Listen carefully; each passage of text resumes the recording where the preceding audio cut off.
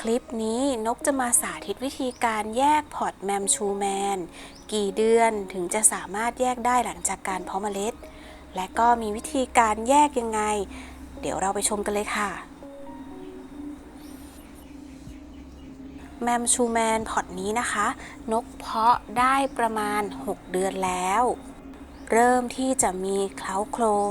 แบบต้นโตแล้วนะคะนี่นะคะอันนี้คือต้นที่มีอายุมากกว่า1ปีนะคะก็ราวๆ2ปีกว่าค่ะให้ดอกแล้วนะคะสำหรับแมมชูแมน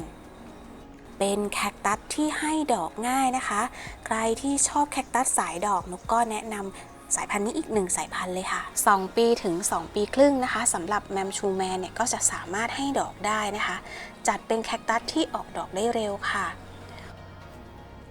ควรย้ายปลูกถ้าเราปล่อยไว้นะคะเขาก็จะเติบโตได้ช้าแล้วสำหรับการที่อยู่ในพอร์ตแล้วก็วัสดุเพาะแบบนี้นะคะถ้าอยากให้โตเร็วเราก็ต้องแยกพอร์ตออกมาค่ะรองก้นกระถางด้วยหินภูเขาไฟนะคะเพื่อที่จะให้ข้างล่างเนี่ยโปร่งนะคะวันนี้นกก็จะยังปลูกรวมไว้ในกระถางเดียวกันอยู่แต่เราก็จะให้เขาความห่างระหว่างต้นห่างกันนะคะจากนั้นก็ใส่ดินปลูกแคคตัสสูตรต้นโตปกติเลยค่ะ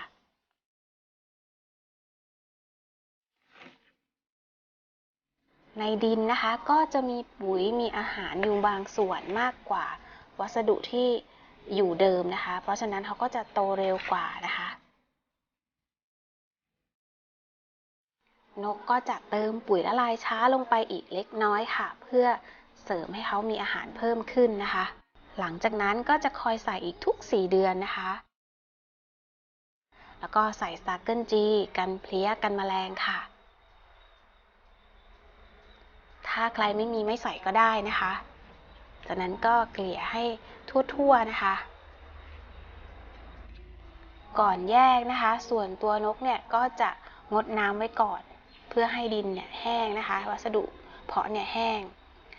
สำหรับแมมชูแมนค่อนข้างที่จะมีหนามนะคะเพราะฉะนั้นก็ต้องมีอุปกรณ์ตัวช่วยค่ะอุปกรณ์ที่ดีที่สุดก็เป็นฟอร์เซปค่ะดึงถอนขึ้นมานะคะแล้วก็เอาวัสดุปลูกออกเล็กน้อยแล้วก็ปักลงไปแบบนี้ได้เลยค่ะค่อยๆเบามือนะคะให้กระทบรากของเขาเนี่ยให้น้อยที่สุดค่ะ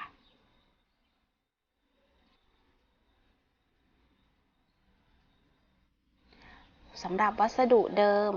สารอาหารก็หมดไปแล้วนะคะเพราะฉะนั้นเราก็พยายามเอาออกให้มากที่สุดแต่อย่าให้ไปกระทบรากเท่านั้นพอค่ะ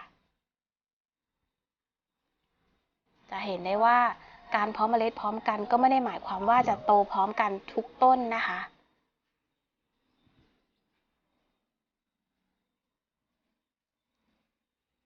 ปลูกแบบเว้นระยะห่างนะคะเพื่อที่เหลือพื้นที่ให้เขาเนี่ยได้ขยายต้นออกมาค่ะ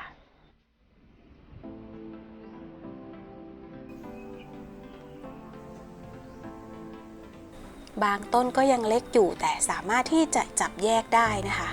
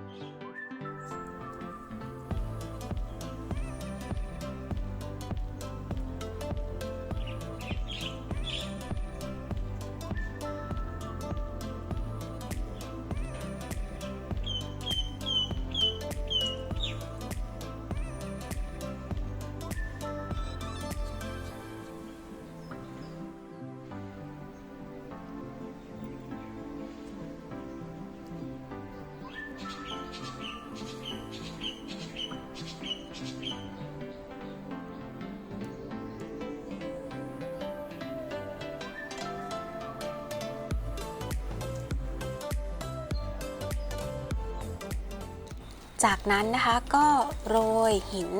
พยุงลำต้นนะคะ หินจะช่วยค้ำต้นไม่ให้ล้มหรือว่าไม่ให้เอ็นเวลาที่เรารดน้ำค่ะแล้วก็ช่วยไม่ให้ดินกระเด็นออกมาเวลาที่เรารดน้ำนะคะ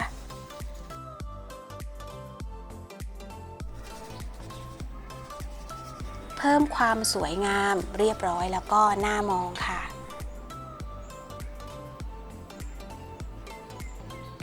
จากนั้นนะคะก็เขี่ยจัดลำต้นให้อยู่ให้ตั้งตรงค่ะเพื่อที่จะให้หินที่เราโรยลงไปเนี่ยช่วยพยุงลำต้นนะคะเพราะว่ารากเนี่ยยังไม่ได้ยึดกับดินนะคะเพราะฉะนั้นเราต้องช่วยให้ต้นเขาเนี่ยตั้งตรงไว้ก่อนค่ะ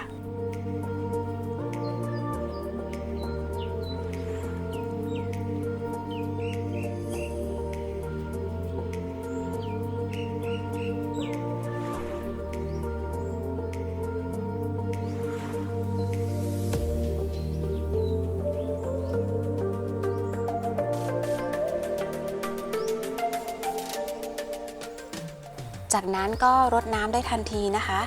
แต่ยังไม่ต้องรดเยอะรดแค่โชยๆอย่างที่เพื่อนๆเห็นในคลิปเลยค่ะรดพอหน้าดินเปียกนะคะไม่ต้องไหลลงก้นกระถางค่ะตั้งวางไว้ในที่แดดรำไรกรองแสแลน70นะคะแล้วก็แดดเนี่ยยาวๆได้ยิ่งดีค่ะอย่าให้โดนแดดจัดนะคะถ้าโดนแดดจัดเนี่ยก็จะเหี่ยวแล้วก็ต้นก็จะยุบตายไปนะคะหลังจากนี้เราก็จะรดน้ำทุกๆ 3-4 วันแต่รดไม่ให้ชุ่มนะคะคอนเซ็ปต์ก็คือรดน้ำน้อยแต่ว่าบ่อยกว่าต้นปกติให้ได้รับแดดกรองแสงลงมาแล้ว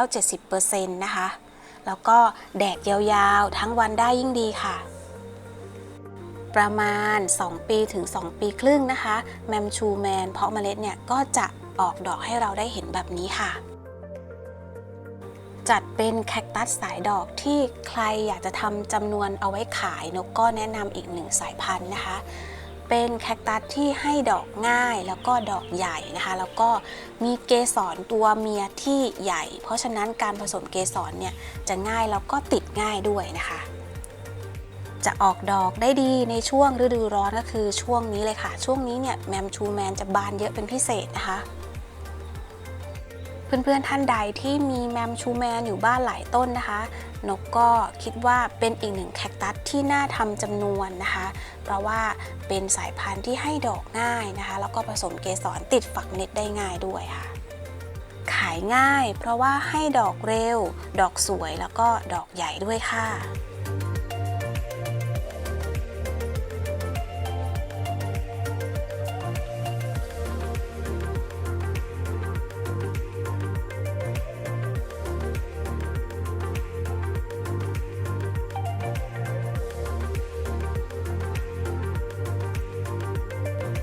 ถ้าเพื่อนๆท่านใดนะคะมีความคิดเห็นอย่างไรนะคะก็สามารถคอมเมนต์ลงมาใต้คลิปได้เลยนะคะ